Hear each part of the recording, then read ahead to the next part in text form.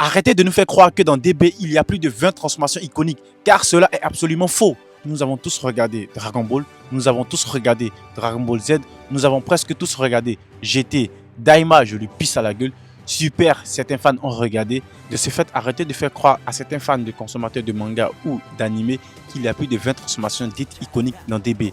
Je ne sais pas si vous prenez les fusions ou certaines capacités dites éphémères en compte, mais je suis désolé de vous l'annoncer, les fusions et les capacités dites éphémères ne sont pas prises en compte comme étant des transformations.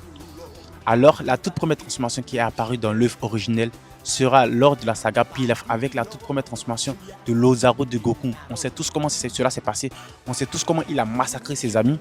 La deuxième transformation est le SSJ1. Je n'ai même pas besoin d'évoquer pourquoi est-ce que cette transformation est iconique. Parce que l'enjeu du combat réellement opposait le bien face au mal. Donc Goku face à Freezer, c'était même pas un combat dit manichéen, c'était juste un combat qui opposait purement le bien face au mal.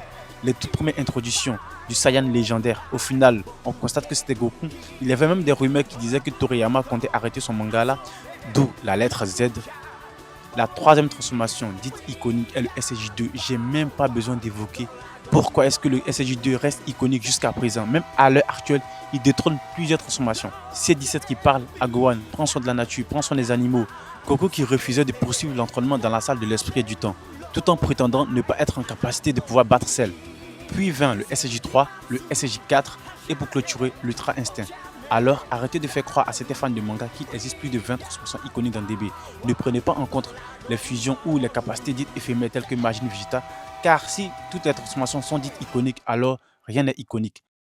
Car dans DB, chaque transformation avait un enjeu essentiel. Chaque transformation avait une histoire. Alors ne faites pas de DB une œuvre caricaturale basée sur les transformations afin de vendre des produits dérivés. Car DB, c'est bien plus que cela.